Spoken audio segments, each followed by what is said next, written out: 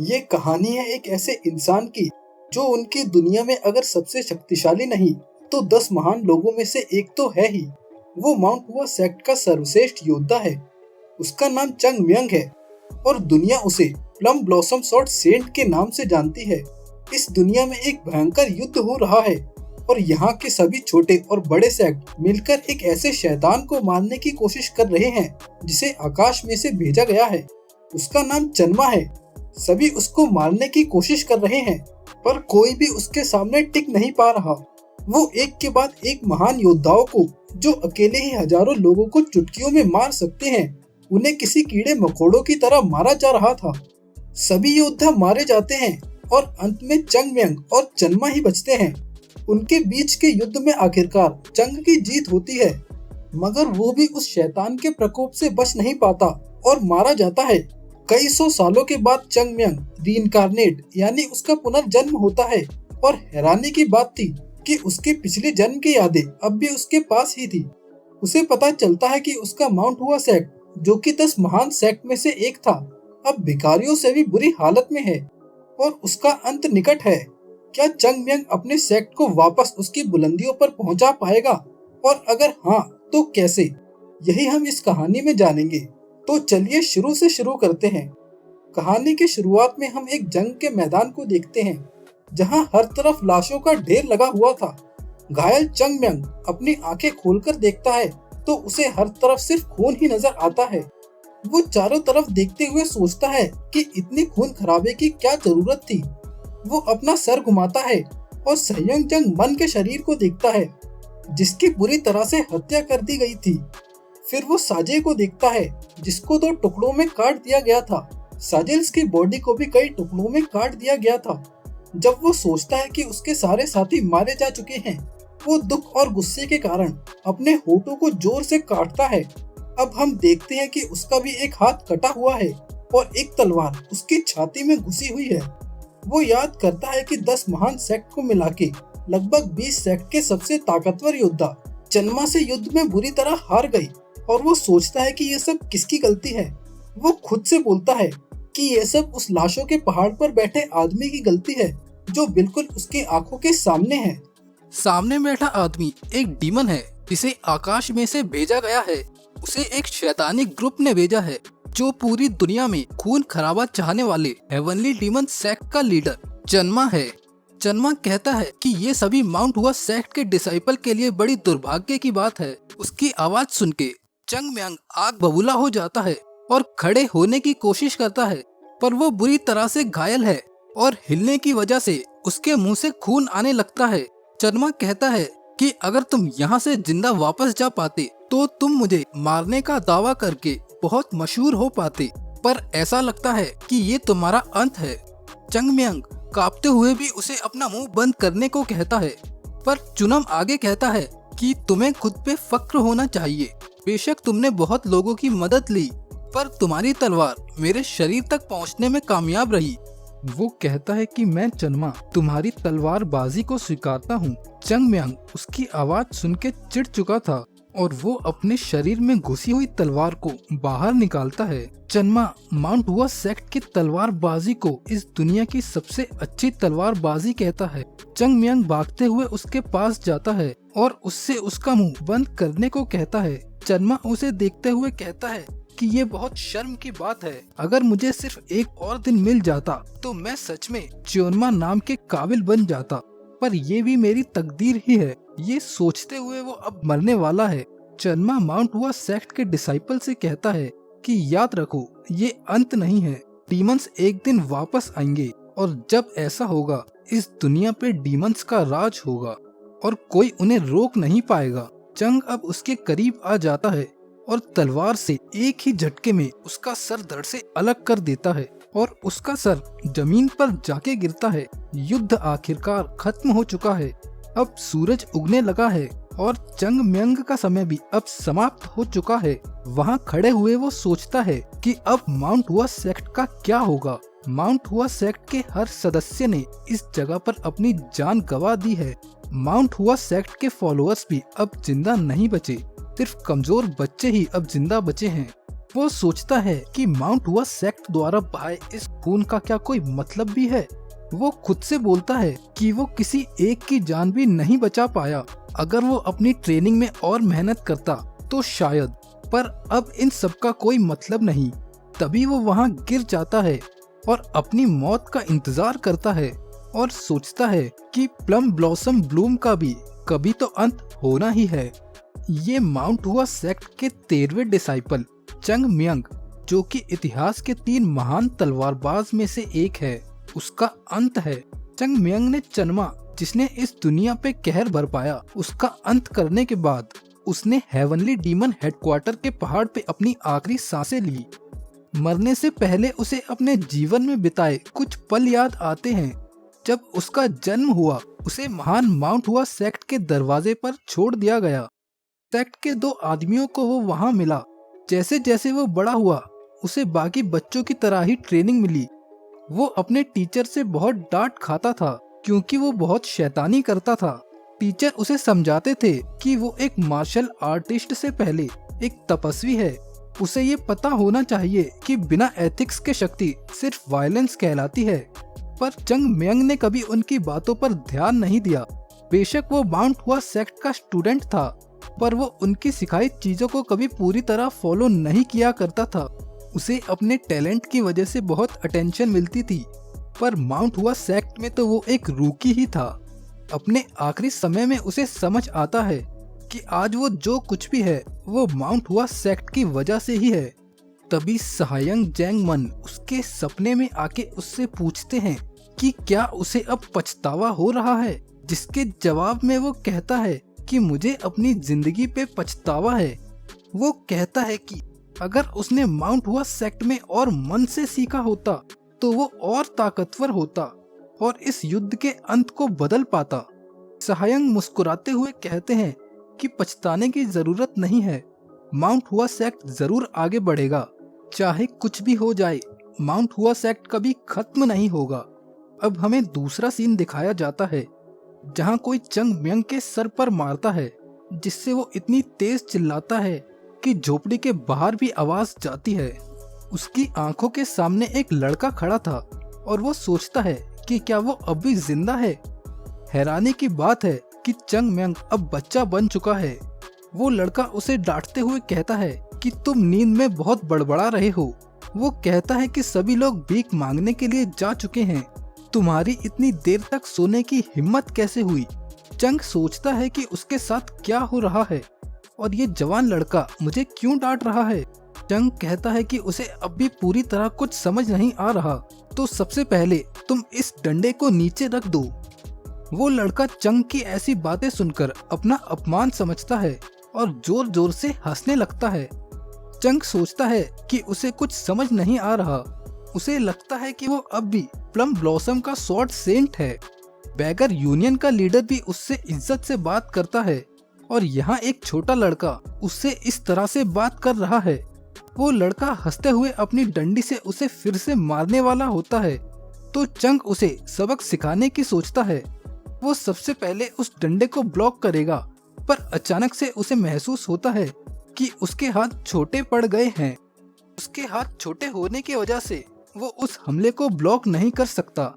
वो ये सोच ही रहा होता है कि वो लड़का फिर से उसके सर पर मारता है और मुंह और डंडे से लगातार मारता ही रहता है और कहता है कि क्या तुम्हें अब समझ आया? अगर नहीं तो मैं तुम्हें आज पूरी तरह से समझा दूंगा। और वो उसे लगातार मारता ही जाता है। तभी एक दूसरा लड़का वहाँ झांकता है और ये नज़ारा देखकर बाद में आने की सोचता है। कुछ देर बाद चंग एक नदी के किनारे बैठकर उस लड़के को गालियां देते हुए अपनी मरहम पट्टी कर रहा होता है। वो उसे गाली देते हुए कहता है कि उसे कभी माउंट हुआ सेक्ट में भी इतनी बुरी तरह से किसी ने नहीं मारा। वो खुद से कहता है कि चाहे वो छोटा बच्चा ही क्यों ना हो, पर इसका बदला वो बैगर्स यूनियन के बैगर्स से जरूर लेगा। पर वो अपनी परछाई देख के ये सब भूल जाता है और कहता है कि वो जिस लड़के की परछाई देख रहा है वो कौन है। वो अपने चेहरे को खींचते हुए सोचता है कि ये सब क्या हो रहा है। ये बुद्धिज्म में बताया गया पुनर्जन्म है। दूसरा लड़का उसके पास आता है और उसे पीछे से देखता है। चंग उसे देखता है और सोचता है कि ये तो वही लड़का है जो मेरी पिटाई के समय आया था। वो लड़का चंग से पूछता है कि क्या तुम ठीक हो। वो कहता है कि वेंगचो, जिस लड़के ने उसे मारा वो ऐसा ही है, पर आज उसने कुछ ज्यादा ही कर दिया। चंग खड़े होते हुए कहता है कि वो उससे 2 सवाल पूछना चाहता है। वो लड़का सोचता है कि ये ऐसा बर्ताव क्यों कर रहा है।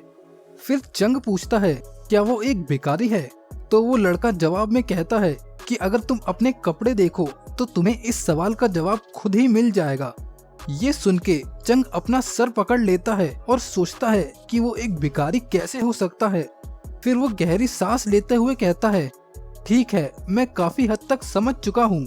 अब वो दूसरा सवाल पूछता है कि क्या तुम जानते हो कि चन्मा कौन है। वो लड़का उसे अजीब सी नजरों से देखते हुए कहता है कि मुझे लग ही रहा था कि तुम इतनी बुरी तरह से पिटने के बाद भी ठीक कैसे हो। वो कहता है कि हाँ, मैं जानता हूँ कि चन्मा कौन है। चन्मा हेवनली डीमन सेक्ट का लीडर है जो 100 साल पहले मर चुका है। ये सुनकर चंग को अपने कानों पर भरोसा नहीं होता। वो उसकी कॉलर पकड़ते हुए बोलता है कि क्या तुमने अभी जो कहा वो सच है। वो लड़का घबराते हुए कहता है तुमसे झूठ बोल के मुझे क्या मिलेगा। चंग उसकी कॉलर छोड़ते हुए कहता है कि ये सब तो पागलपन है। वो मायूसी से सोचता है क्या वो मेरे मरने के तुरंत बाद ही मुझे पुनर्जन्म नहीं दे सकते थे। ये तो बिल्कुल वैसा ही है जैसे मैं इस दुनिया में बिल्कुल अकेला ही बचा हूँ। वो अपना सर पकड़ते हुए कहता है कि चीजें इतनी गलत कैसे हो सकती है। उसकी ऐसी हालत देख के दूसरा लड़का कहता है कि क्या तुम ठीक हो। चंग उससे पूछता है कि माउंट हुआ सेक्ट का क्या हुआ। वो लड़का पूछता है कि माउंट हुआ सेक्ट क्या है। ये चंग के लिए सबसे चौंकाने वाली बात थी और वो पूछता है कि क्या तुम भिखारी नहीं हो। तो वो लड़का कहता है कि हाँ, मैं हूँ, बिल्कुल तुम्हारी तरह। तो चंग कहता है कि इसका मतलब तुम बेगर्स यूनियन से हो, पर तुम्हें माउंट हुआ सेक्ट के बारे में नहीं पता, जो महान 10 सेक्ट में से एक है, जैसे कि बेगर्स यूनियन। चंग कहता है कि क्या तुम्हें कुछ पता भी है। वो लड़का हैरानी से बोलता है कि तुम ये क्या बकवास कर रहे हो। 10 महान sect, the Kunlun sect, the Asian sect, the lotus sect, the Qingcheng sect, Konglong sect, the Wudang, the beggars union, the Shaolin temple और द साउदर्न सेक्ट है। माउंट हुआ सेक्ट जैसा कोई भी सेक्ट 10 महान सेक्ट में शामिल नहीं है। ये सुन के चंग पूरी तरह से चौंक जाता है और उसे तो यकीन ही नहीं होता कि माउंट हुआ सेक्ट 10 महान सेक्ट में शामिल नहीं है। ये बात वो बिल्कुल भी पचा नहीं पाता।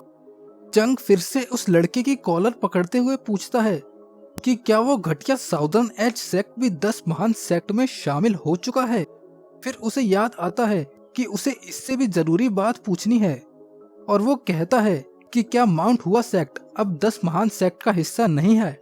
वो अपने दिमाग पे थोड़ा जोर डालने के बाद कहता है कि उसने शेंगजी प्रोविंस मैप पे ऐसे सेक्ट के बारे में सुना है।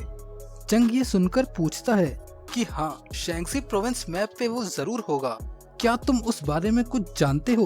वो लड़का कहता है कि वो उसके 10 महान सेक्ट में होने के बारे में तो नहीं जानता, पर वो इतना जानता है कि माउंट हुआ सेक्ट अब डूब चुका है।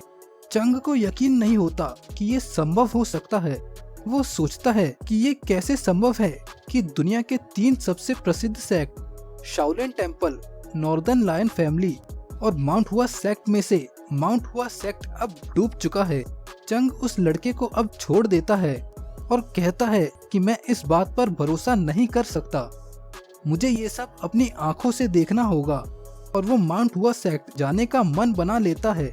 दूसरा लड़का कहता है कि अगर वो उसकी जगह होता तो ऐसा कभी ना करता, क्योंकि ऐसा करने पे वो फिर से पिटाई खाएगा, इसलिए हमें भीख मांगने के लिए चलना चाहिए।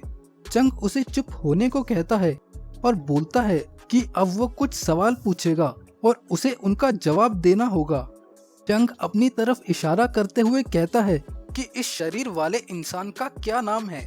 वो लड़का खड़े होते हुए कहता है एक भिखारी का भला कोई नाम क्यों होगा, वो उसे उनका जो मन करे वो कहते हैं, वो तुम्हें जो सैम कहते हैं। चंग मान जाता है कि ये नाम किसी भिखारी का ही है। फिर वो उसकी उम्र पूछता है और उसकी स्किन को देख के लगता है कि वो 15 या 16 साल का होगा। दूसरा लड़का बोलता है कि भिखारी को उनकी उम्र कैसे पता होगी। चंग सोचता है कि अगर उसे नहीं पता तो भी ठीक है। फिर वो उसका नाम और उस लड़के का नाम पूछता है जिसने उसे मारा था। वो लड़का कहता है कि क्या तुम्हें सच में कुछ भी याद नहीं? वो कहता है कि उसका नाम कू चिल है और जिसने उसे मारा उसका नाम कू पाल है, पर वो उसे वेंगचो बुलाते हैं। चंग सारी बातें सुनने के बाद कहता है कि वो खुद पे किसी का उधार नहीं रखता और हमेशा दोगुना वापस करता है। वो कहता है कि माउंट हुआ सेक्ट से चंग म्यंग नाम को याद रखना। अगली बार जब वो मिलेंगे तो वो आज के इस एहसान का बदला जरूर चुकाएगा। उसके बाद वो वहाँ से चला जाता है, पर तुरंत ही वापस भी आ जाता है और पूछता है कि माउंट हुआ सेक्ट किस दिशा में है। वो लड़का सोचता है कि चंग का कुछ नहीं हो सकता। अब हम देखते हैं कि चंग उस दिशा में भाग रहा है जो उस लड़के ने बताई थी। वो कहता है कि अपने पिछले जन्म में उसने घोड़े जैसे धीमे वाहन को कभी नहीं चलाया और अब वो सांस रुकने के कारण मरने वाला है। उसे समझ आता है कि उसका ये शरीर अभी तंदुरुस्त नहीं है, इसलिए वो कुछ पल में ही थक गया। उसे नहीं लगता कि वो इस शरीर के साथ शेंगजी प्रोविंस जा सकता है। वो लेटा हुआ ये सोचता है कि आखिर वो शेंगजी प्रोविंस कैसे पहुंच सकता है, और तभी उसे उसका जवाब मिल भी जाता है। ऐसे समय में ही महान चंग म्यंग की चालाकी काम आएगी। वो हंसते हुए अपना सर उठाता है और कहता है कि उसे बस मार्शल आर्ट्स की ट्रेनिंग की जरूरत है। वो गर्व से कहता है कि दूसरे लोगों को कभी ये समझ नहीं आएगा कि ये कितना अच्छा अवसर है। मार्शल आर्ट्स की ऊंचाइयों पर पहुंचने वाले लोगों को भी जवानी में फंडामेंटल्स पर ज्यादा ध्यान न देने का पछतावा रहता है। उसे इस बात का भी पछतावा है कि जब सायांग उसे घसीटते हुए ट्रेनिंग पर ले जाते थे, उसे कम से कम दिखावा तो करना चाहिए था और उसे सायांग द्वारा शराब पीते हुए भी नहीं पकड़ा जाना चाहिए था। खैर, लास्ट वाले को तो छोड़ा जा सकता है क्योंकि शराब पी के मजा आया था। जंगल में भागते हुए वो सोचता है कि उसे ये सब दोबारा करने का मौका मिला है। पहले उसे ऐसी जगह ढूंढनी होगी जहाँ कोई उसे मिल ना पाए। कुछ समय ढूंढने के बाद उसे जंगल में एक अच्छी जगह मिल जाती है। वो एक पेड़ के नीचे बैठ जाता है और सोचता है कि उसे सबसे पहले क्या ट्रेनिंग करनी चाहिए। उसके दिमाग में एडवांस मार्शल आर्ट टेक्निक्स की कई थ्योरीज है। माउंट हुआ सेक्ट की सभी टेक्निक्स और हिस्ट्री उसके दिमाग में मौजूद है। वो कई सारी इनर काई टेक्निक्स को भी जानता है।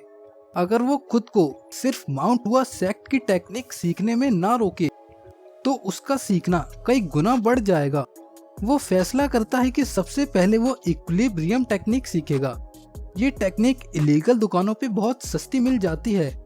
चंग का ये सस्ती टेक्निक सीखने का इरादा इसलिए है क्योंकि ये टेक्निक सस्ती बिल्कुल नहीं है।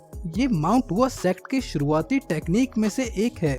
जो भी माउंट हुआ सेक्ट से सीखता है उसे सबसे पहले यही टेक्निक सिखाई जाती है। ये किसी की इनर काई को तो नहीं बढ़ाती, पर ये किसी के शरीर को पूरी तरह से शुद्ध कर देती है। दूसरे शब्दों में ये एक फंडामेंटल टेक्निक है, इसलिए जल्दबाजी की कोई जरूरत नहीं है। उसे अपनी अंदरूनी शक्ति के टावर के लिए मजबूत नींव रखने की जरूरत है। यहीं से सब शुरू होता है। मुझे इस बात का ध्यान रखना होगा कि मैं आसपास की अपने अंदर समाई हुई ऊर्जा को एकदम सही से शुद्ध करूं। जैसे किसी कपड़े को सिलने के लिए हर छोटे धागों को धीरे धीरे सिला जाता है, उसे बिल्कुल उसी तरह ऊर्जा को धीरे धीरे शुद्ध करना होगा। और अगर उसने उस शुद्ध ऊर्जा को अपने डांशन में एकत्रित कर लिया तो वो एक ऐसी नींव रखेगा जो उसके लिए आगे चलकर कई द्वार खोल देगी। डांशन पेट के बीच में एकत्रित ऊर्जा को कहते हैं। एक छोटी पर अटल या स्थायी ऊर्जा बर्फ के छोटे गोले की तरफ पहाड़ से गिरेगा और बाद में एक एवलांच बन जाएगा जिसे कोई रोक नहीं पाएगा। उस टेक्निक को पूरा करने के बाद वो खड़ा होता है और सोचता है कि क्या अब उसे माउंट हुआ की ओर भागना चाहिए, पर जैसे ही वो भागने की कोशिश करता है वो मुंह के बल गिर जाता है। तभी उसे समझ आता है कि उसे अपनी सारी ऊर्जा उस टेक्निक को सीखने में खत्म कर दी है। उसे याद आता है कि उसी समय अपने शरीर का इस्तेमाल करने के लिए इक्विलिब्रियम बिल्कुल भी मदद नहीं करता। उसके दिमाग में उसके सायांग आते हैं और कहते हैं कि चंग कभी कभी अपना दिमाग का इस्तेमाल करना भूल जाता है। वो उस सपने को हटाने की कोशिश करता है क्योंकि वो उसे गुस्सा दिला रहा था। वो सोचता है कि इस तरह से वो माउंट हुआ सेक्ट कैसे जाएगा। अगले सीन में हम पास के गांव के एक बाजार को देखते हैं जहां दो भिखारी बच्चे भाग के एक आदमी के पास जाते हैं। वो भी भिखारी होता है। वो आदमी पूछता है कि यहाँ क्यों आए हो। उनमें से एक लड़का कहता है कि एक नया भिखारी हमारी भीख की कमाई को कम कर रहा है। वो आगे कहता है कि उसके छोटे होने की वजह से सभी लोग उसे सिक्के दे देते हैं। वो आदमी कहता है कि अगर ऐसी बात है तो उस बच्चे को सबक सिखाना पड़ेगा। ये बात सुन के वो दोनों खुश हो जाते हैं। फिर वो उसे छोटे बच्चे के पास लेकर जाते हैं जो एक गली में बैठ के खाना खा रहा था। वो आदमी उसे आवाज देता है और हम देखते हैं कि चंग अपना सर घुमाता है और उसका मुंह खाने से भरा होता है और वो पूछता है कि क्या तुम मुझसे बात कर रहे हो। वो आदमी गुस्से में बोलता है कि उसकी उससे इस तरह से बात करने की हिम्मत कैसे हुई। वो आगे कहता है कि मुझे नहीं पता कि तुमने यहाँ भीख मांगने के लिए किससे इजाजत ली है, पर क्योंकि तुम अभी बच्चे हो इसलिए मैं तुम्हें आसानी से जाने दूंगा, पर तुम्हें अपनी सारी चीजें यहाँ छोड़ के जानी होंगी। चंग उसकी तरफ देखता है और फिर अपने खाने की तरफ और बोलता है कि तुम लोगों में जरा सी भी शर्म नहीं है जो तुम मेरे मुंह से भी निवाला छीनना चाहते हो। वो दो लड़के ये सुनकर चौंक जाते हैं और वो आदमी पूरी तरह से गुस्से में आ जाता है। चंग खड़ा होके हवा में मुक्के मारने लगता है और सोचता है कि उसका डांशन अभी परफेक्ट नहीं है पर इतना काफी है। वो कहता है कि अब उसे इस शरीर की लगभग पूरी तरह से आदत हो गई है तो वो तीनों एक साथ आ सकते हैं। वो कहता है कि वो अभी कमजोर है तो उन्हें बहुत जोर से नहीं मार पाएगा, पर वो आशा करता है कि वो तीनों थोड़ी बहुत पिटाई का बुरा नहीं मानेंगे। ये सुनकर तो उस आदमी का गुस्सा 7वें आसमान पर चला जाता है और वो उन लड़कों को मारने का हुक्म देता है। चंग एक मुक्के में ही एक लड़के को घायल कर देता है और चिल्लाते हुए कहता है कि वो महान माउंट हुआ सेक्ट का प्लम ब्लॉसम स्वॉर्ड सेंट है। कुछ देर बाद हम देखते हैं कि चंग ने उन तीनों की अच्छे से धुलाई कर दी है और वो चंग को चीफ कहते हुए उससे माफी मांगते हैं। चंग खाते हुए पूछता है कि वो एक भिखारी को चीफ क्यों बोल रहे हैं। वो आदमी पूछता है कि क्या उसे चीफ भिखारी कहना चाहिए, तो चंग कहता है कि उसकी उसे भिखारी बोलने की हिम्मत कैसे हुई। तो वो आदमी फिर से माफी मांगने लगता है। खाना खाने के बाद वो उन तीनों से पूछता है कि क्या तुम शेंगजी प्रोविंस जाने के सबसे छोटे रास्ते को जानते हो। वो आदमी हंसते हुए कहता है कि वो उनसे बिल्कुल साधारण सवाल पूछ रहा है। चंग पूछता है कि क्या तुम्हें कुछ पता है, तो वो आदमी कहता है कि अगर उन्हें ऐसी बातों का पता होता तो वो भला भिखारी क्यों होते। वो कहता है कि चंग को ऐसी बातों को उन जैसे लोगों से नहीं पूछना चाहिए। वो हंसते हुए कहता है कि लगता है वो गलत लोगों से पूछ रहा है। उसे हंसता देख बाकी के लोग भी हंसने लगते हैं। तभी चंग उस आदमी का कॉलर पकड़ते हुए कहता है कि अगर गलती से भी हम फिर कभी मिले तो एक बात याद रखना कि अगर तुम मरना नहीं चाहते तो मैं जो भी सवाल पूछूं उसका जवाब तुम्हारे पास होना चाहिए। वो आगे कहता है कि क्या तुम समझ गए। ये सुनकर वो तीनों वहां से बहुत तेजी से भाग जाते हैं। अब हमें कुछ दिनों बाद का सीन दिखाया जाता है जहां माउंट हुआ सेक्ट का लीडर अपनी खिड़की से बाहर देख रहा होता है। तभी एक आदमी दरवाजे के बाहर आता है और अंदर आने की अनुमति मांगता है। सेक्ट लीडर उसे अनुमति दे देते हैं। अंदर आके कहता है कि वैसे तो कोई जरूरी काम नहीं है, पर एक लड़का आया है जो आपसे मिलना चाहता है। सेक्ट लीडर ये सुनकर थोड़ा हैरान होते हैं और हम देखते हैं कि वो लड़का चंग म्यंग होता है। वो सेक्ट लीडर को नमस्कार करते हुए कहता है कि वो माउंट हुआ सेक्ट को ज्वाइन करना चाहता है। सेक्ट लीडर की तरफ देखते हुए कहते हैं कि क्या उसने ये नहीं बताया कि वो अभी किसी को सेक्ट में भर्ती नहीं कर रहे हैं। वो कहता है कि उसने बता दिया, पर ये लड़का लीडर से मिलना ही चाहता था तो मैं आपको यहाँ ले आया। फिर वो दोनों उसकी मुस्कुराहट को देखने लगते हैं। वो बेशक मुस्कुराता हुआ दिख रहा है, पर इस समय वो बहुत चिढ़ा हुआ है। अब हम कुछ समय पहले का सीन देखते हैं जिसमें वो हाफते हुए एक लकड़ी के सहारे आखिरकार माउंट हुआ पहुंच गया। उन तीनों मूर्खों ने जो रास्ता बताया था उससे उसकी कोई मदद नहीं हुई। बेशक वो चिढ़ा और थका हुआ है, पर आखिरकार वो यहाँ पहुंच गया। फिर वो पहाड़ पर जाने वाली सीढ़ियाँ चढ़ना शुरू करता है। पहले तो वो भागता हुआ जाता है, पर वो बहुत थका हुआ है और कहता है, मैं इन सीढ़ियों पर इस तरह चढ़ूंगा जैसे मेरी पूरी जिंदगी इस पर टिकी हो। वो बहुत सारी मुसीबतों का सामना करते हुए पहाड़ चढ़ता है और शाम को आखिरकार पहाड़ के शिखर पर पहुंच जाता है। वो बुरी तरह से थका हुआ है, पर प्रवेश द्वार पे माउंट हुआ सेक्ट का साइन बोर्ड ना होने की वजह से वो उदास हो जाता है। बाहर से आवाज सुनने के कारण अनअम दरवाजा खोलता है तो देखता है बाहर एक लड़का खड़ा है। वो पूछता है कि तुम यहाँ पर अकेले कैसे आ गए। चंग इसका जवाब दिए बिना कहता है कि वो कुछ पूछना चाहता है। वो अनअम से पूछता है कि क्या वो माउंट हुआ सेक्ट का मार्शल आर्ट प्रैक्टिशनर है, जिसका जवाब वो हाँ में देता है। चंग ये सोच के खुश हो जाता है कि माउंट हुआ सेक्ट अभी पूरी तरह से खत्म नहीं हुआ। अनअम उसे फिलहाल के लिए अंदर आने को कहता है। चंग को उसकी बात का मतलब समझ नहीं आता, तो अनअम कहता है कि वो अभी बाहर के लोगों को भर्ती नहीं कर रहे, पर नीचे उतरने के लिए काफी देर हो चुकी है। वो माउंट हुआ सेक्ट के अतिथि को रात के समय नीचे उतरने नहीं दे सकते। वो आगे कहता है कि माउंट हुआ में रात के समय काफी ठंड हो जाती है।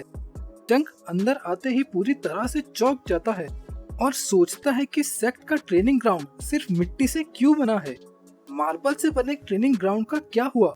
अनअम उसका चेहरा देखकर पूछता है कि क्या हुआ। चंग खुद पर काबू पाते हुए सोचता है कि वो कुछ पत्थर ही तो थे। हो सकता है पैसों की कमी के चलते उन्होंने उनको बेच दिया हो। जैसे ही वो आगे जाता है, वो देखता है कि हेवनली गोल्डन पैलेस भी गायब है। उसे फिर से जोर का झटका लगता है। चंग उस जगह पर इशारा करते हुए कहता है कि ऐसा लगता है वहाँ से कुछ गायब है। अनअम कहता है, तो ये तुम भी साफ देख सकते हो कि वहाँ कुछ हुआ करता था। हाँ, उस खाली जगह पर एक पैलेस हुआ करता था। चंग अपने मन में कहता है कि उसे पता है, तभी तो वो पूछ रहा है। अनअम गर्व से कहता है कि ये ऐसी चीज नहीं जो तुम्हारी उम्र के बच्चों को समझ आए। वो आगे कहता है कि ये घाव की ग्लोरी है। चंग चिढ़ते हुए इस बात पे उसे मन में गाली देता है। अनअम उसे अपने पीछे आने को कहता है और चंग उसके पीछे जाते हुए सोचता है कि ये तुम्हारी गलती नहीं है। तुम्हें इस सेक्ट को चलाते रहने के लिए बड़ी मुश्किलों का सामना करना पड़ा होगा। अनअम उसे युयुआन मंदिर ले जाता है। बाहर से देख के चंग कहता है कि ऐसा लगता है मंदिर सही सलामत है, पर अंदर घुसते ही वो देखता है कि अंदर कुछ और चीजें भी गायब है, जिनमें द गोल्डन कैंडलस्टिक, जिसे जिन डायनेस्टी के एम्परर ने पूर्वज डायटोंग हक को दिया था, द हैंगिंग स्क्रोल, जिसे पूर्वजों ने अपने हाथों से लिखा था, द गोल्डन प्लेटिंग डेकोरेशन, वो सभी पेंटिंग्स जो पूरे कमरे को भर दिया करती थी, सभी गायब है। और इन सबसे जरूरी, यहाँ पर एक फूल हुआ करता था। वो चिल्लाते हुए अनअम से पूछता है कि वो फूल कहाँ गया। अनअम हैरानी से पूछता है कि उसे इस बारे में कैसे पता। ढंग से सोचने पे वो बताता है, हाँ, यहाँ एक फूल हुआ करता था जो अजीब से सफेद धातु से बना था। बेसब्र चंग पूछता है कि वो कहाँ है। अनअम बिना हिचकिचाए कहता है कि उन्होंने उसे बेच दिया। उन्हें उस फूल का उपयोग समझ नहीं आया, पर सौभाग्य से उन्हें एक व्यापारी मिला जो उसे खरीदने को तैयार हो गया, तो उन्होंने उसे अच्छी कीमत पर बेच दिया। चंग को अपने कानों पर भरोसा नहीं होता और वो अपने घुटनों पर गिर जाता है। वो अपने सहयोग से कहता है कि माउंट हुआ सेक्ट पूरी तरह से बर्बाद हो चुका है। वो रात में सुगंध वाले सफेद प्लम ब्लॉसम के बारे में याद करते हुए सोचता है कि वो सोने या चांदी की तरह चमकदार नहीं था, पर वो माउंट हुआ सेक्ट की धार्मिक स्पिरिट वाला एक पवित्र फूल था और इन बेवकूफों ने उसे बेच दिया। अनअम उसकी तरफ आते हुए पूछता है कि क्या वो ठीक है। चंग सोचता है कि इन बेवकूफों द्वारा इससे भी बड़ी गलती करने से पहले उसे दखल देना होगा। चंग अपना सर झुकाते हुए अनअम से कहता है कि कृपया उसे सेक्ट लीडर से मिलने दे। वो माउंट हुआ सेक्ट को ज्वाइन करना चाहता है और इस तरह चंग सेक्ट लीडर से मिला। सेक्ट लीडर कहते हैं कि अगर वो सेक्ट को ज्वाइन करना चाहता है तो उसे माउंट हुआ सेक्ट के बारे में तो पता ही होगा। चंग इसका जवाब हाँ में देता है। चंग सोचता है कि सेक्ट लीडर उसे आसानी से ज्वाइन नहीं करने देंगे, इसलिए उसने पूरी कहानी तैयार कर रखी है। उसे बस चंग जिन के नाम का इस्तेमाल करना है जो युद्ध के बीच में कहीं गायब हो गया था। वो कहेगा कि चंग जिन एक टीले पर से गिरा, तब उसे एक लकड़हारे ने देखा और उसकी जान बचाई। गहरे घाव के कारण चंग जिन को ठीक होने में वक्त लगता, इसलिए उसने लकड़हारे का शुक्रिया अदा करने के लिए उसे माउंट हुआ सेक्ट का मार्शल आर्ट की ट्रेनिंग दी और उसे अपने डिसाइपल की तरह माना। और वो चंग मेंग उस लकड़हारे का वंशज है। चंग अपनी चालाक योजना को सोचकर मुस्कुरा रहा था। वो सोचता है कि इस कहानी की वजह से उसे ऊंचा ओहदा भी मिलेगा, जो सोच के वो खुश हो जाता है। अब बस उसे सेक्ट लीडर के मना करने या उसका कारण जानने का इंतजार है, पर उसकी इच्छा के विरुद्ध सेक्ट लीडर उसे ज्वाइन करने की अनुमति दे देते हैं। चंग को ये अपेक्षा नहीं थी और ये सुन के वो चौंक जाता है। अनअम कहता है कि आपने तो कहा था कि अब किसी को ज्वाइन नहीं करने देंगे। तो सेक्ट लीडर कहते हैं कि अब उन्होंने अपना मन बदल दिया है। शायद चंग की किस्मत में यही लिखा था। सेक्ट लीडर को अनजान लोगों को भर्ती करने से पहले और शक करना चाहिए। सेक्ट लीडर कहते हैं कि भूखे परिंदों को भी कभी खाना देने से मना नहीं करते। वो अनअम से चंग के रहने की जगह और प्रवेश समारोह तैयार करने को कहता है। अनअम अपना सर झुकाते हुए हाँ में जवाब देता है। चंग सोचता है कि इस तरह तो उसका ओहदा और भी नीचे गिर गया। चंग अपनी वर्दी पहन के सोचता है कि उसने कभी नहीं सोचा था कि उसे तीसरे रैंक डिसाइपल की वर्दी पहननी पड़ेगी, पर वो इस सोच से बाहर आते हुए सोचता है कि ये कौन सी जगह है। मुझे याद है कि इस जगह पे अतिथियों को रुकने के लिए प्रयोग में लिया जाता था। वो सोचता है कि ये तो अजीब बात है कि सेक्ट में भर्ती होने वालों को कुछ समय के लिए यहाँ रखा गया है। वो अपने कमरे से बाहर आता है और उसे याद आता है कि माउंट हुआ सेक्ट के पास प्राइवेट बोर्डिंग रूम्स नहीं हुआ करते थे। नए विद्यार्थी अपने टीचर के कमरे में ही रहा करते थे। वो दूसरे कमरों में जागते हुए सोचता है कि यहाँ जरूर कोई तो रहता होगा। तभी उसके पीछे से आवाज आती है, कौन हो तुम? ये सुन के चंग घबराते हुए दरवाजा बंद कर देता है और पीछे मुड़ के देखता है तो वहाँ एक लड़का खड़ा होता है और वो बोलता है कि तुम किसी के कमरे में क्यों जाग रहे हो? क्या तुम चोर हो? ये आवाज सुन के बाकी के विद्यार्थी वहाँ जमा हो जाते हैं। उस लड़के का नाम गल था और वो अपने सहायक से कहता है कि ये लड़का मेरे कमरे में झांक रहा था। सहायक मतलब सीनियर। चंग सोचता है कि उसे बार बार ऐसी परिस्थितियों का सामना क्यों करना पड़ता है। तभी वहाँ ग्रेट सासुक मास्टर के नीचे की पोस्ट है आ जाते हैं और बोलते हैं, यहाँ इतनी भीड़ क्यों लगा रखी है? वो चिल्लाते हुए कहते हैं कि ये ट्रेनिंग का समय चल रहा है और तुम सब यहाँ समय बर्बाद कर रहे हो। ये सुनकर सभी विद्यार्थी माफी मांगने लगते हैं। सासुक चंग से पूछते हैं कि तुम कौन हो? जवाब में चंग बस अपना नाम बता देता है। सासुक कहते हैं कि वो जरूर white plum blossom boarding house में नया सदस्य होगा। बोर्डिंग हाउस उनके रहने की जगह को कहा जा रहा है। वो आगे कहता है कि वैसे भी अब काफी देर हो चुकी है, तो तुम आज आराम करो और कल से ट्रेनिंग में आना भूल मत जाना। वो बाकी सभी को नीचे जाने के लिए कहता है। कल जाने से पहले चंग से कहता है कि तुमसे तो मैं बाद में निपटूंगा, मैं तुम्हें सबक जरूर सिखाऊंगा। वहाँ खड़े होते हुए चंग कहता है कि ये सभी माउंट हुआ सेक्ट के प्यारे उत्तराधिकारी हैं, तो मैं इन पे अच्छे से ध्यान दूंगा, पर उसका ध्यान देना बाकी सभी से अलग जरूर हो सकता है। रात को सभी विद्यार्थियों के वापस आने के बाद कल चंग के पास आता है और उससे सब उतारने को कहता है। तो चंग हैरानी से पूछता है कि वो क्या उतारने की बात कर रहा है। तो गल कहता है कि नादान बनने की कोशिश मत करो, तुमने जो कुछ भी पहना है मैं सब उतारने की बात कर रहा हूँ।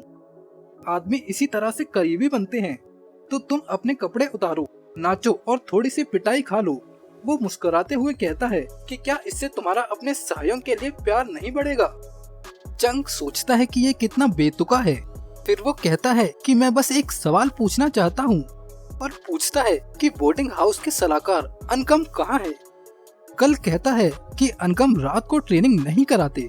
कल कहता है कि उसका मन अब बदल गया है, अब वो पिटाई से शुरुआत करेगा।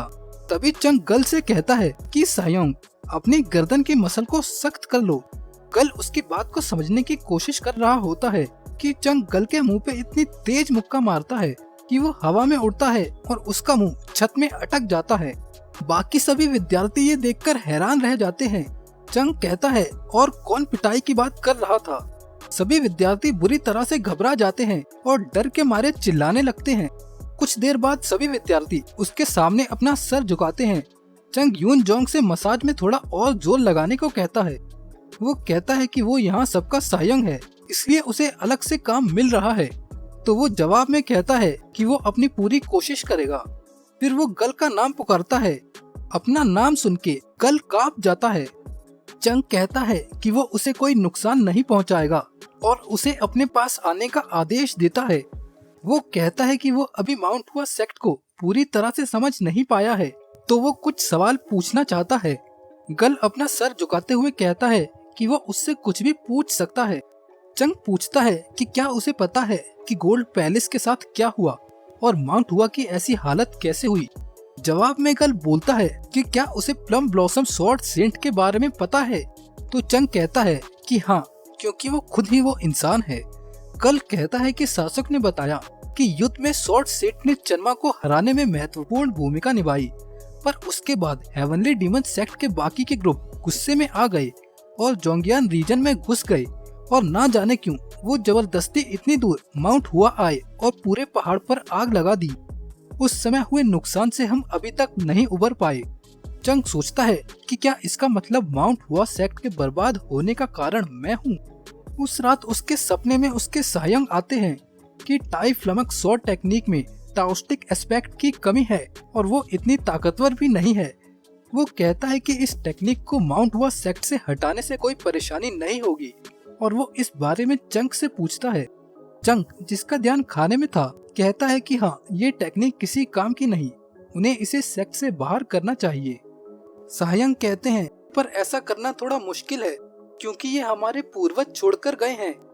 चंग कहता है कि विद्यार्थियों का ध्यान इससे हटाने के लिए उन्हें इस टेक्निक को लाइब्रेरी से हटा देना चाहिए। सहायक कहता है कि ये योजना सही है, हम ऐसा ही करेंगे। फिर सहायक कहते हैं कि उन्होंने चंग को सिर्फ इस बारे में बात करने के लिए ही नहीं बुलाया था और वो कहते हैं कि अब समय आ गया है कि चंग अपने शिष्य लेना शुरू कर दे। वो पूछते हैं कि तुम अपने शिष्य को क्या सिखाओगे। चंग ये सुनकर हैरान होता है और कहता है कि इसमें सोचने की जरूरत नहीं है, वो पहले उन्हें मारेगा। जब वो बुरी तरह से पिट चुके होंगे तो वो असंभव को भी संभव कर देंगे। ये सुनने के बाद सहायक ने कभी उससे शिष्य लेने की बात नहीं कही। चंग अपने कमरे में सो रहा होता है और अपना नाम सुन के आंखें खोलता है। कोई कहता है कि अनगम ने चंग को ट्रेनिंग के लिए बुलाया है। अनगम ने बोला है कि चंग आज से अपनी ट्रेनिंग शुरू करेगा। अब हम देखते हैं कि अध्यापक विद्यार्थियों को एक शॉर्ट टेक्निक सिखा रहे हैं। चंग अनगम के साथ वहाँ आता है और अनगम से पूछता है कि ये किस तरह की शॉर्ट टेक्निक है। अनगम मुस्कुराते हुए कहता है कि तुम्हारे सहायक जिस टेक्निक को सीख रहे हैं उसे इक्विलिब्रियम शॉर्ट टेक्निक कहते हैं। वो कहता है कि माउंट हुआ सेक्ट के बाकी सभी टेक्निक के लिए ये फंडामेंटल टेक्निक है। चंग सोचता है कि क्या ये माउंट हुआ की फंडामेंटल टेक्निक है। ये पागल लोग क्या कर रहे हैं। ये बच्चों को ताकतवर होने से रोकने के अलावा और कुछ काम नहीं कर रहे। ये बिल्कुल उन्हें अल्फाबेट सिखाने के लिए किसी मुश्किल थ्योरी की किताब का इस्तेमाल करने जैसा है। चंग विद्यार्थियों की तरफ देखते हुए सोचता है कि इससे ये कुछ समय के लिए आगे जरूर हो जाएंगे, पर बिना उचित फंडामेंटल की टेक्निक से कभी इनका भला नहीं होगा। वो सोचता है कि अगर अध्यापक उन्हें ये सिखाना चाहते हैं तो उन्हें कम से कम सही से सिखाना चाहिए। चंग को चलते हुए सभी लोग देख रहे होते हैं और वो एक जगह रुककर खाली आसमान को देखते हुए सोचता है कि इस खाली आसमान की तरह माउंट हुआ सेक्ट का भविष्य भी खाली है और उसे खुद नहीं पता कि वो कहां से शुरू करे। वो अपने साथ वाले विद्यार्थी से पूछता है कि उन्होंने यहाँ कौन सी टेक्निक सीखी है। वो कहता है कि इक्विलिब्रियम के अलावा उन्होंने 7 सेजेस की शॉर्ट टेक्निक सीखी है। उसके बाद वो प्लम ब्लॉसम हाउस से ग्रेजुएट हो गए। फिर उन्होंने लेसर किंग शॉर्ट टेक्निक सीखी। सभी टेक्निक सीखने के बाद वो माउंट हुआ सेक्ट की पवित्र टेक्निक द टाई फ्लमक शॉर्ट टेक्निक को सीख पाए। ये सुन के चंग को अपने कानों पर यकीन नहीं होता। वो अपने पिछले जीवन में जिस टेक्निक को हटाने की बात कर रहे थे, अब वो पवित्र टेक्निक बन चुकी है। वो चिल्लाते हुए कहता है कि ये बेवकूफ 24 movement plum blossom short technique क्यों नहीं सीख रहे। अध्यापक आवाज को सुनते हुए बोलता है कि कौन बातें कर रहा है। उस रात को चंग गल के पास जाता है। गल चंग को देखकर अब भी घबरा जाता है। वो गल से कहता है कि सभी विद्यार्थियों को बोल दे कि कल सुबह 5 बजे white plum blossom boarding house के सामने इकट्ठा हो जाए। वो उसे आगे बताने वाली चीजों को तैयार करने को भी बोलता है। उन चीजों को जानने के बाद गल बोलता है कि क्या तुम सच में ये चीजें चाहते हो? चंग हंसते हुए बोलता है कि क्या तुम ये नहीं कर सकते? गल कहता है कि वो सब उस पे छोड़ सकता है। गल के जाने के बाद वो सोचता है कि अभी माउंट हुआ सेक्ट के पास ना पैसा है, ना टेक्निक है और ना ही योग्यता है। ऐसे में अगर सेक्ट रात में भी खत्म हो जाए तो उसे हैरानी नहीं होगी। तीनों में से वो योग्यता को तो नियंत्रित कर ही सकता है। अभी के तीसरी कक्षा के विद्यार्थी इतनी योग्य नहीं है, पर लंबी यात्रा भी पहले कदम से ही शुरू होती है। इन सहायों को सिखाना ही उसका पहला कदम होगा। सुबह सभी विद्यार्थी इकट्ठा होने लगते हैं। एक विद्यार्थी पूछता है कि किस तरह का साजे अपने सहायों को आदेश देता है। साजे यानी जूनियर। कल उन विद्यार्थियों को देखते हुए बोलता है कि लगता है कुछ लोग कल रात बोर्डिंग हाउस में नहीं थे। तभी अचानक से चंग वहां आ जाता है और पूछता है कि क्या वो उसकी बातें कर रहे हैं। उनमें से एक बोलता है कि क्या तुमने अपने सहायों से बात करना नहीं सीखा? चंग मुस्कुराता है और बहुत आदर से कहता है कि वो माफी चाहता है। क्यों न वो बोर्डिंग हाउस के अंदर इस बारे में बात करें। वो उन सभी सहायों को अंदर ले जाता है और दरवाजा बंद कर देता है। कुछ ही देर में वो सहायक भागते हुए अंदर से बाहर आते हैं। वो डरे हुए हैं जबकि चंग मुस्कुरा रहा है। वो सभी एक लाइन में खड़े हो जाते हैं। फिर चंग उन्हें शांत होने के लिए बोलता है, वरना महान शासक जाग जाएंगे। और वो ये घोषणा करता है कि आज से रोज इस समय पर वो ट्रेनिंग करेंगे। सूरज उगने के बाद अनगम सोचता है कि आज विद्यार्थी अभिवादन करने क्यों नहीं आए। वो गहरी सांस लेते हुए बोलता है कि इसका मतलब सभी विद्यार्थी अभी तक सो रहे हैं। फिर वो बोर्डिंग हाउस की तरफ जाते हुए बोलता है, इस बार वो उन्हें सबक सिखाएगा। पर वो अपने सामने का नजारा देखकर चौंक जाता है। सभी विद्यार्थी बुरी तरह से थके जमीन पर लेटे हुए हैं और वो सोचता है कि इन सभी की ऐसी हालत कैसे हुई। वो चिल्लाते हुए पूछता है कि यहाँ पर क्या हो रहा है। कोई उसका जवाब नहीं देता। अनगम सोचता है कि सभी जवाब देने में घबरा क्यों रहे हैं। वो गल की तरफ देखता है जिसकी हालत भी बाकी सभी की तरह है।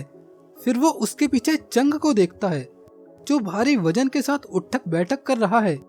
अनगम को देखने पर चंग रुक जाता है। उसे देख के अनगम सोचता है कि ये बच्चा इतना थक चुका है कि इसके पैर खड़े होने पर भी कांप रहे हैं। वो आदेश देता है कि कोई थोड़ा पानी लेकर आओ। पानी पीने के बाद अनगम पूछता है कि यहाँ पर हुआ क्या है। चंग कहता है कि ये तो बस सुबह की एक्सरसाइज है जो उन्होंने आज से करनी शुरू की है। वो आगे कहता है कि उनका पहला दिन होने की वजह से सब उत्साहित हो गए और उन्होंने थोड़ी ज्यादा एक्सरसाइज कर ली।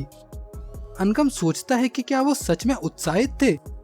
कुछ विद्यार्थी उसे इशारा करते हुए मना करने की कोशिश करते हैं, पर चंग को देखते ही वो रुक जाते हैं।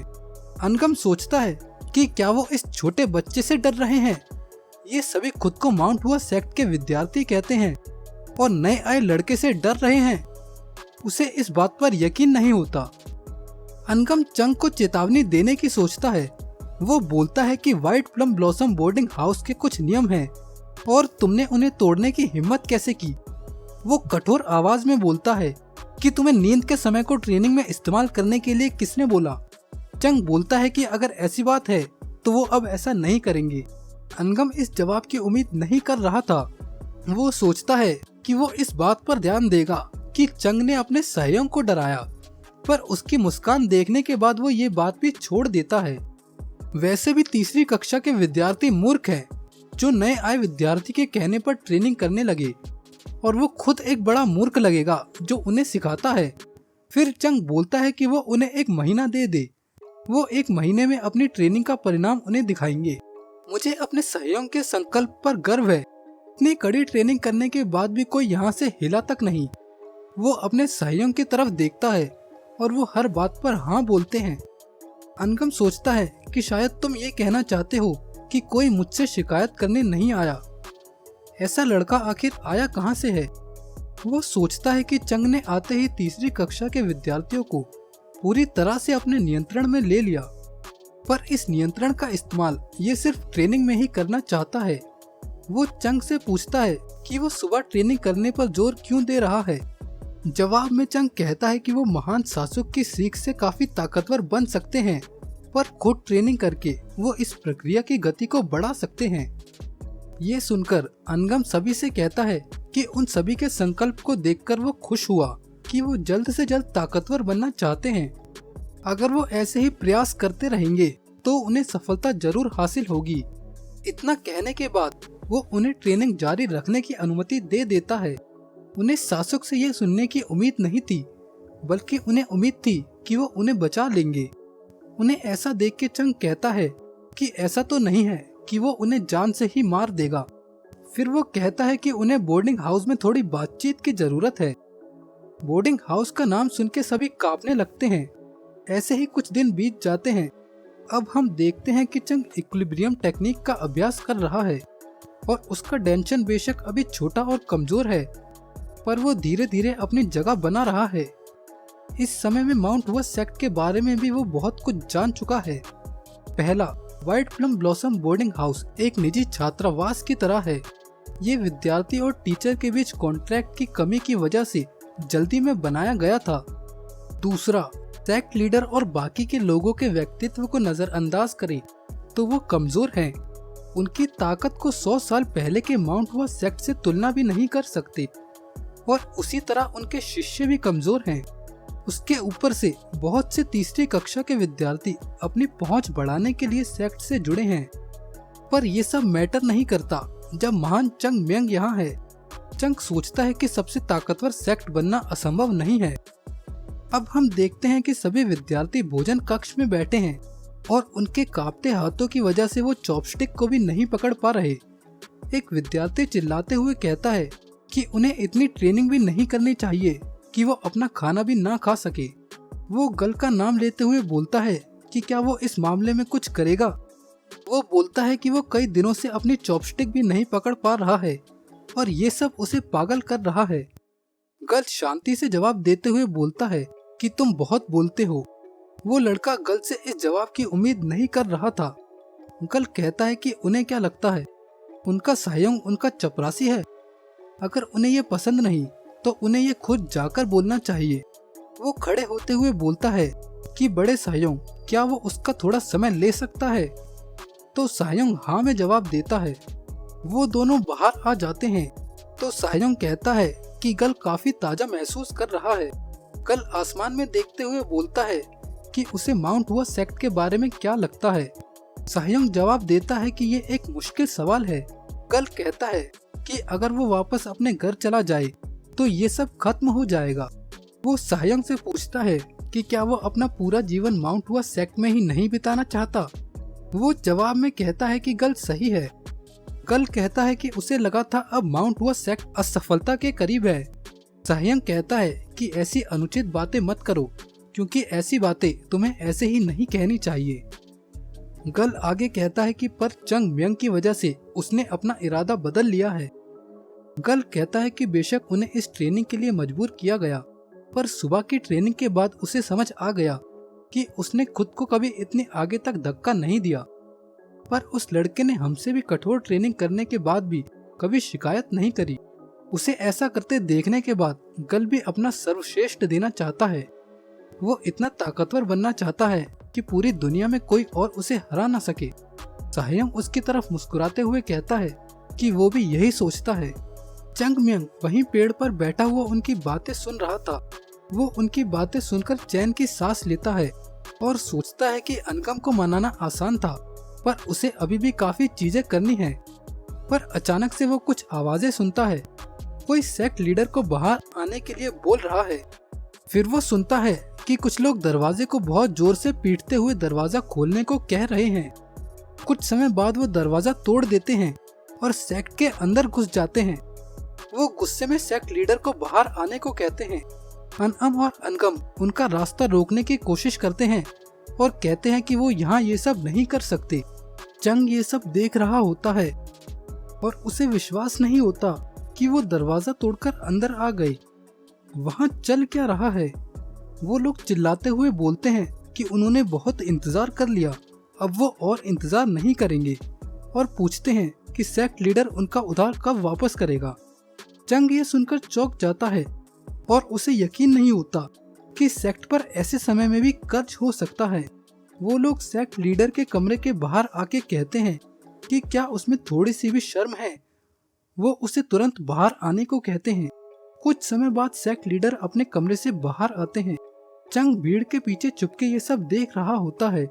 सेक्ट लीडर पूछते हैं कि वो इतनी रात को यहाँ पर क्यों आए हैं।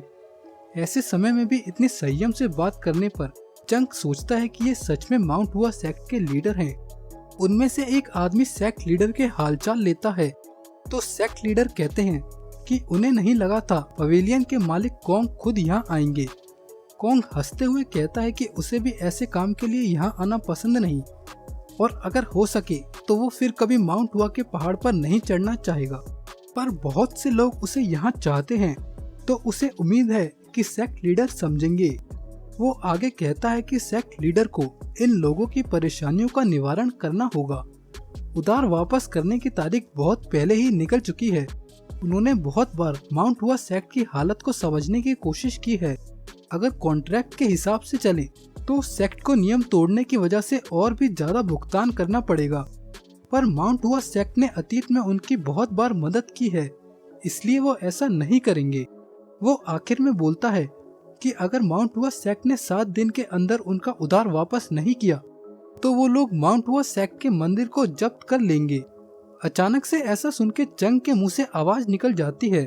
चंग अपने हाथों से मुंह को बंद करने की कोशिश करता है पर इसका अब कोई फायदा नहीं है। कोंग हंसते हुए बोलता है कि उन्होंने इस बच्चे को कुछ ऐसा देखने दिया जो उसे नहीं देखना चाहिए था। चंग अपने कमरे के अंदर अपने सायंग से पूछता है कि क्या वो व्यापारी हुआअम प्रीफेक्चर से हैं। उनमें से एक हाँ में जवाब देता है। चंग इस परिस्थिति को समझने की कोशिश करता है। उसे ऐसा देखकर सायंग उससे दूर रहने की कोशिश करता है क्योंकि उसे नहीं पता कि वो उसके साथ क्या करेगा। गल उससे पूछता है कि हुआअम प्रीफेक्चर तो पहाड़ों के बिल्कुल नीचे वाले गांव का नाम है ना। वो लड़का हाँ में जवाब देता है। गल कहता है कि क्या माउंट हुआ सेक्ट ने उन व्यापारियों से सच में उधार ले रखा है। वो लड़का कहता है कि उसे ये तो नहीं पता पर उसे पवेलियन के मालिक कोंग के बारे में पता है। वो हुआअम प्रीफेक्चर में टाई हुआ पवेलियन का मालिक है। वो हुआ में सबसे बड़े पवेलियन का मालिक है और वो एक अमीर व्यापारी है जो कई तरह के व्यापार में हिस्सा लेता है। चंग ये सुन के हैरान होता है और पूछता है कि क्या कोंग सच में टाई हुआ पवेलियन का मालिक है। गल और वो लड़का उसके चेहरे को देखकर डर जाते हैं। वो दोनों उसे शांत रहने के लिए कहते हैं तो चंग गुस्से में बोलता है कि क्या तुम मुझे शांत रहने के लिए कह रहे हो। वो याद करता है कि टाई हुआ पवेलियन पर असल में माउंट हुआ सेक्ट का अधिकार था। वो उस लड़के की गिरबान पकड़ते हुए पूछता है कि क्या कोंग सच में टाई हुआ पवेलियन का मालिक है और क्या वो उधार देने के बाद माउंट हुआ सेक्ट के मंदिर को कब्जाने की कोशिश कर रहा है। डरा हुआ लड़का हाँ में जवाब देता है। फिर उसे समझ आता है कि दया यहाँ कुछ तो गड़बड़ है। वो सोचता है कि टाई हुआ पवेलियन जिसपे पहले माउंट हुआ सेक्ट का अधिकार था वो माउंट हुआ सेक्ट को उधार दे ही कैसे सकता है। इन सब का कुछ मतलब नहीं निकल रहा। इसका मतलब चीजें सही दिशा में आगे नहीं बढ़ रही। वो गल का नाम पुकारता है जिसे सुनकर गल घबरा जाता है। चंग कहता है कि मैंने जो चीज बोली थी वो लेकर आओ। तो गल भागते हुए जाता है और कुछ देर में कपड़े लेकर आता है। गल पूछता है कि वो इसका क्या करेगा। वो कपड़े बदलते हुए कहता है कि बुद्धिस्ट किताब में एक पुरानी कहावत है जिसका मतलब डाओ के सच्चे रास्ते को पाने के लिए तुम्हें डाओ के रास्ते का उल्लंघन करना होगा। किसी चोर की तरह बेस बदलने के बाद वो चिल्लाते हुए कहता है कि मैं डाओ के सच्चे रास्ते को ढूंढने जा रहा हूँ। चौंकते हुए गल पूछता है कि ऐसे बेस में तुम कहाँ जा रहे हो, क्या तुम यहाँ से बाहर जाने वाले हो। चंग उन्हें नजरअंदाज करके सच जानने के लिए गांव में जा रहा है। टाई हुआ पवेलियन के अंदर से हंसने की आवाज आ रही है। वो सभी व्यापारी अंदर दावत कर रहे हैं। एक कहता है कि सेक्ट लीडर बड़ी उलझन में दिख रहा था तो दूसरा कहता है कि मैं हैरान नहीं हूँ, उन्होंने उन्हें आखिरी चेतावनी जो दे दी है। कोई और कहता है कि सेक्ट ने उनसे 1 लाख यांग से भी ज्यादा लिए हैं। दूसरा कहता है कि पवेलियन के मालिक कोंग के होने की वजह से सेक्ट लीडर हक्का बक्का रह गया था। कोंग हंसते हुए कहता है कि बेशक वो व्यापारी है जिन्हें सिर्फ फायदा चाहिए होता है पर उसे सेक्ट के साथ ऐसा करने में बुरा लग रहा है। आखिरकार कई पीढ़ियों से उनके बीच काफी अच्छे रिश्ते रहे हैं। एक व्यापारी उसकी तारीफ करते हुए कहता है कि उसने जो बन सका वो किया, उसकी भी कुछ सीमा है, अब इस बात को जाने दो। सभी उसकी दरियादिली की तारीफ करते हैं। कॉन्ग जवाब देता है कि उसे उम्मीद है ऐसा ही हो और हंसने लगता है।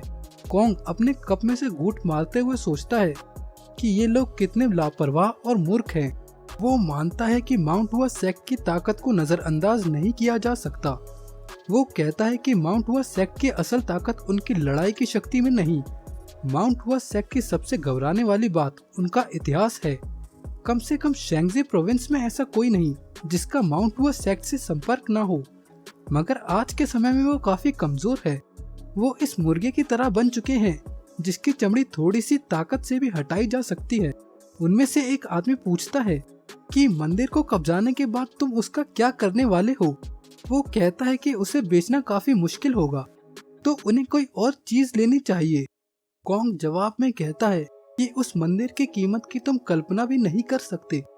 वो कहता है कि पहली नजर में वो बेशक एक पुराना मंदिर लग सकता है, पर कॉन्ग उसकी कीमत का आश्वासन दे सकता है। वो आदमी कहता है कि उसे कॉन्ग की बातें समझ नहीं आ रही। कॉन्ग उस पागल से अब तंग आ चुका था।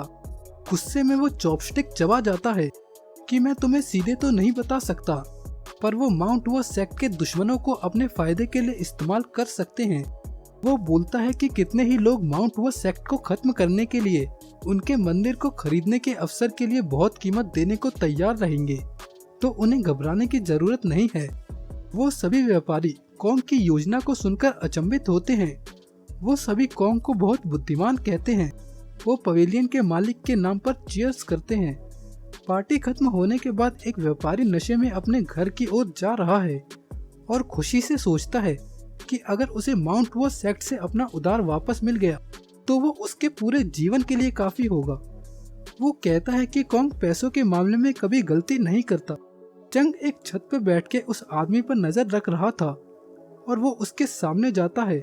वो आदमी देखने की कोशिश करता है कि सामने कौन है। चंग उसे वहीं रुकने को कहता है। वो आदमी सोचता है कि वो कोई चोर है। वो देखता है कि चोर बहुत छोटा है और वो ये भी सोचता है कि क्या चोर सच में इस तरह के कपड़े पहनते हैं। क्या इससे ये सभी को पता नहीं चल जाएगा कि वो चोर है।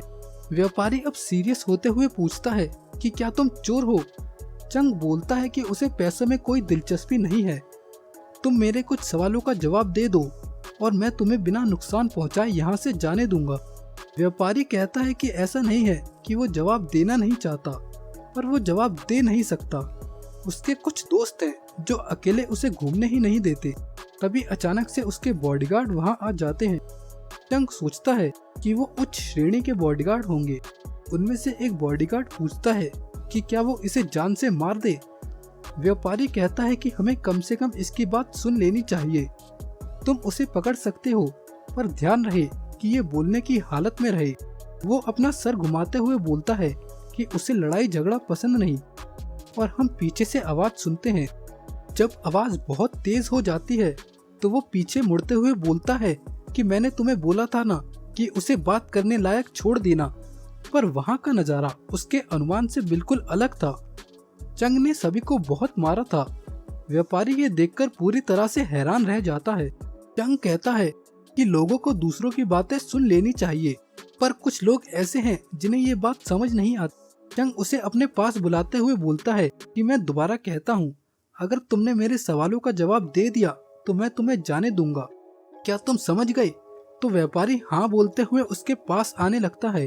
पर जब वो उसके पास आता है तो चंग उसका कॉलर पकड़ते हुए कहता है कि जब उसने पहली बार पूछा था तभी उसे सभी जवाब दे देने चाहिए थे, पर तुमने मुझसे लड़ने की कोशिश की, अब तुम्हें इसका फल मिलेगा। कि पिटाई करने से पहले वो बोलता है कि चिंता मत करो, मैं तुम्हें बात करने लायक छोड़ दूंगा।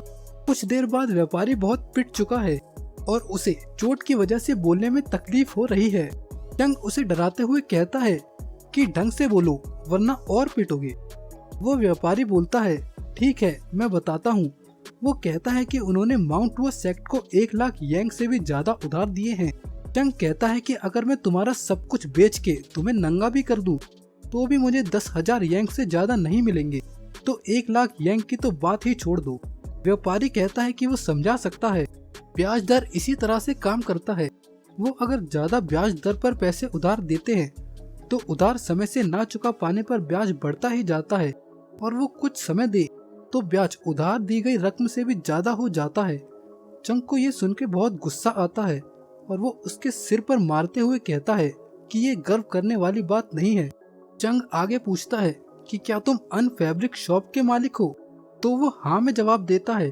चंग पूछता है कि उसने वो दुकान कब खरीदी। व्यापारी माफी मांगते हुए कहता है कि उसे समझ नहीं आया कि वो क्या पूछ रहा है। वो बोलता है कि उसके परिवार के पास वो दुकान कई पीढ़ियों से है। चौंकते हुए चंग सोचता है कि ये कैसे हो सकता है। वो याद करता है कि हुआ prefecture shop mount Hua sect का व्यापार है। हुआ प्रीफेक्चर के सभी बड़े व्यापार पहले माउंट हुआ सेक्ट के अधिकार में ही थे। हुआ प्रीफेक्चर का विकास माउंट हुआ सेक्ट द्वारा ही हुआ है। उससे पहले प्रीफेक्चर बस एक गरीब गांव था जिसमें यहाँ वहाँ कुछ खेत थे। उन्होंने उसकी देखरेख स्थायी प्रतिनिधियों को दी थी। जब माउंट हुआ सेक्ट विनाश की कगार पर था तभी उन्होंने इसका फायदा उठाकर कब्जा कर लिया होगा। ये याद करके चंग को और गुस्सा आ जाता है और वो उसे मारता है। तभी कोई उसे बदमाश बोलते हुए कहता है कि तुम्हारी हिम्मत कैसे हुई अचानक से हमला करने की। वो व्यापारी का एक बॉडीगार्ड था जो उठ खड़ा हुआ था। वो कहता है कि तुम्हारी ताकत से समझ आता है कि तुम कोई आम इंसान नहीं हो, तो अपनी असली पहचान बताओ। वो कहता है कि वो एस्कॉट वॉरियर चंग बिन है। तुमने मेरा नाम तो सुना ही होगा। चंग कहता है कि वो ऐसी चीजों की जानकारी नहीं रखता, पर तुम मेरी पहचान क्यों जानना चाहते हो? वो आदमी कहता है कि मुझे उन लोगों का नाम तो पता ही होना चाहिए जो मेरी तलवार से मरने वाले हैं। तो चंग कहता है कि क्या तुम कुछ देर पहले की पिटाई भूल गए? वो आदमी ये सुनकर गुस्से में उसके ऊपर हमला बोल देता है। चंग उसकी तरफ देखते हुए मानता है कि एस्कॉट वॉरियर चंग बिन प्योर स्ट्रेंथ में उससे ताकतवर है। फिर चाहे वो इनर स्ट्रेंथ हो या फिजिकल या फिर गति, हर मामले में ही वो बेमिसाल है। पर ये मुझे चंग बिन से कमजोर नहीं बनाता। वो अपने बगल में गिरी तलवार को उठाता है और बोलता है कि प्योर स्ट्रेंथ या स्पीड ये नहीं बताती कि लड़ाई में कौन जीतेगा। वो उसके हमले को रोकता है जो चंग बिन को चौंका देता है। चंग के पास उससे ज्यादा अनुभव का फायदा है। आखिर उसके पास अभी भी वो यादें हैं जब वो प्लम ब्लॉसम सॉर्ट सेंट हुआ करता था। उस पे प्योर स्ट्रेंथ की कमी है तो उसे अपने विरोधी से ये उधार लेनी होगी। वो उसके खिलाफ चंग बिन की शक्ति का इस्तेमाल करता है और उसे पीछे फेंक देता है। फिर वो अपने सेक्ट की एक टेक्निक का इस्तेमाल करता है और एक ही झटके में उसे हरा देता है। तभी चंग को याद आता है कि उसने गलती से व्यापारी को सेक्ट की सॉर्ट टेक्निक दिखा दी और सोचता है कि क्या उस व्यापारी को समझ आ गया होगा कि वो कौन है। वो व्यापारी उसे ऐसे देखता है जैसे वो उसे जानता हो। चंग ने प्लम ब्लॉसम फ्लावर को भी बना दिया तो उसे समझ आ ही गया होगा। वो व्यापारी कहता है कि सभ्य और सुंदर सॉर्ट टेक्निक, ऊंचे स्तर का मार्शल आर्ट और सबसे बड़ी चीज धीरे से निकलती शुद्ध काय वो उसमें महसूस कर रहा है और पूछता है कि क्या वो साउदर्न एज सेक्ट से है। ये सुनकर चंग कुछ देर तक तो जवाब ही नहीं देता और कुछ देर बाद कहता है कि हाँ वो सही है, मैं साउदर्न एज सेक्ट से ही हूँ। व्यापारी बोलता है कि वो उससे कुछ भी पूछ सकता है। वो जो भी जानता है सब कुछ बताने की कोशिश करेगा। गल और बड़ा सहायक चंग का अंदर इंतजार कर रहे थे। गल को चिंता होने लगी थी कि उसे इतनी देर क्यों लग रही है। उसका सहायक उसे शांत कराता है और कहता है कि उसे पता है कि चंग कोई पागल नहीं है। उसे यकीन है कि चंग देर सवेर वापस आ ही जाएगा। वो उस दरवाजे को ही देख रहे होते हैं और कुछ समय बाद वो दरवाजा खुलता है और चंग अंदर आ जाता है। और चंग अंदर आते हुए पूछता है कि उसके जाने के बाद क्या कुछ हुआ था। वो उसके कमरे में चले जाते हैं और कहते हैं ये तो हमें तुमसे पूछना चाहिए कि बाहर क्या कुछ महत्वपूर्ण हुआ था। चंग जवाब में कहता है कि कुछ खास नहीं हुआ। वो अपने कपड़े बदलते हुए कहता है कि उसके साथ बहुत अच्छा व्यवहार किया गया। चंग सोचता है कि अच्छा ही हुआ कि व्यापारी उसे पहचान नहीं पाया, पर वो ये सोच के उदास भी होता है कि प्लम ब्लॉसम सॉर्ट टेक्निक अब खो चुकी है। वो अब माउंट हुआ सेक्ट का प्रतीक नहीं है। चंग सिन यू जिसने अपनी पूरी जिंदगी हुआ प्रीफेक्चर में बिताई, वो खुद देखकर भी नहीं बता पाया कि ये माउंट हुआ सेक्ट की सॉर्ट टेक्निक है। कल उसे उसकी सोच से बाहर निकालते हुए पूछता है कि उसने मंदिर से बाहर जाकर क्या किया। चंग जवाब देता है कि गल जैसे बच्चे को ये जानने की कोई जरूरत नहीं। गल को ये सुनकर बुरा लगता है और कहता है कि चंग भी तो अभी बच्चा ही है। चंग उसे नजरअंदाज करते हुए कहता है कि सभी को इकट्ठा करो, उन्हें अभी ट्रेनिंग करनी है। गल हैरानी से पूछता है कि क्या उन्हें आज भी ट्रेनिंग करनी है। चंग कहता है कि ध्यान से सुनो, चाहे बारिश हो या बर्फीला तूफान या फिर आंधी, वो ट्रेनिंग का एक भी दिन बर्बाद नहीं करेंगे। मौसम ही क्या, चाहे माउंट हुआ सेक्ट डूब भी क्यों ना जाए, फिर भी वो एक दिन की भी छुट्टी नहीं लेंगे। गल इसके लिए तैयार था। वो उत्साहित होते हुए कहता है कि मैं अभी सभी को बुलाकर लाता हूँ ताकि तुम हमें ट्रेन कर सको। चंग जवाब में कहता है कि वो आज ट्रेनिंग नहीं करेगा। सहेयंग चंग से कहता है कि ये ट्रेनिंग सत्र तभी पूरा होगा जब तुम वहाँ होगे। वो कहता है कि वो खुद ट्रेनिंग तो कर लेंगे, पर अगर तुम अपने शिष्यों से कठिन प्रयास करवाना चाहते हो तो तुम्हें भी वहाँ आना होगा। चंग कहता है कि ये मुझे पता है। उसके बाद सहेयंग और गल वहाँ से चले जाते हैं। चंग अब अपने पलंग पर लेटते हुए सोचता है कि अब उसे क्या करना चाहिए। अभी के हालात कुछ ऐसे हैं कि स्थायी प्रतिनिधियों ने व्यापार पर कब्जा कर लिया है और ऐसा प्रतीत होता है कि वो अकाउंट बुक्स जो व्यापार पर माउंट हुआ सेक्ट के अधिकार को साबित कर सकती थी, वो हेवनली डीमन सेक्ट के मेंबर और माउंट हुआ के लोगों द्वारा नष्ट कर दी गई है। वैसे भी अगर अकाउंट बुक होती तो ऐसा कुछ होने की नौबत ही नहीं आती। वो सोचता है कि क्या उसे उन पर हमला कर देना चाहिए और सभी व्यापारियों का नाम और निशान मिटा देना चाहिए, पर वो ऐसा ना करने का निर्णय लेता है क्योंकि ऐसा करने पर सभी सोचेंगे कि माउंट हुआ सेक्ट ने गलत काम करने के लिए एक बच्चे का सहारा लिया। तो उसे ऐसा कोई बहाना ढूंढना होगा जिससे उन्हें व्यापारियों को वापस कुछ न देना पड़े, और ये साबित करने के लिए ऐसा सबूत ढूंढना होगा जिससे साबित हो सके कि ये सभी व्यापार असल में माउंट हुआ सेक्ट के ही थे। पर उसे ये नहीं पता कि ये बहाने और सबूत वो कहाँ से लाए। कुछ देर वहाँ लेटे रहने के बाद उसे याद आता है कि उसने सहेयोंग जनमन को कई बार अकाउंट बुक में लिखते हुए देखा है। जब भी चंग वहाँ जाता था वो हमेशा अकाउंट बुक को छुपा लेते थे। तभी वो सोचता है कि जैंग मन ने बाकी की बुक कहीं और रखी होगी। ऐसा नहीं हो सकता कि कुछ ही अकाउंट बुक हो, जबकि माउंट हुआ सेक्ट इतने सारे व्यापार करता था। यहाँ कोई गुप्त स्टोरेज जरूर होगा जहाँ सिर्फ सेक्ट लीडर ही जा सकते हैं और बाकी की बुक्स वहीं होगी। चंग ने पहले भी ऐसी अफवाहें सुनी है, पर अगर ये सच है तो उसका प्रवेश द्वार सेक्ट लीडर के रहने की जगह पर ही होगा। सेक्ट लीडर के रहने की जगह बदली नहीं है। वो अपने दिमाग पर जोर लगाता है और सोचता है कि वो माउंट हुआ में किसी ऐसी जगह पर होगा जहाँ कई मार्शल आर्ट्स रहते थे और वो सेक्ट लीडर की जगह के आसपास है। ये सभी सुराग सेक्ट लीडर की जगह के पीछे वाली पहाड़ी की ओर संकेत कर रहे हैं। चंग सोचता है कि वो जरूर जमीन के नीचे होगा, क्योंकि अगर वो पहाड़ों के अंदर होता तो किसी के पास उसे ढूंढने का कोई जरिया नहीं होता। वो हंसते हुए सोचता है कि उसे एक बेमिसाल खजाने की खोज करनी होगी। वो खिड़की से बाहर छलांग लगा देता है और यांग मन से माफी मांगते हुए कहता है कि वो स्टोरेज के अंदर घुसपैठ करने वाला है। वैसे भी माउंट हुआ सेक्ट को बचाना ही मेरी पहली प्राथमिकता है। वो निश्चय करता है कि वो उसे खुद के पास रखे बिना सीधा सेक्ट लीडर को दे देगा, अगर हो सके तो।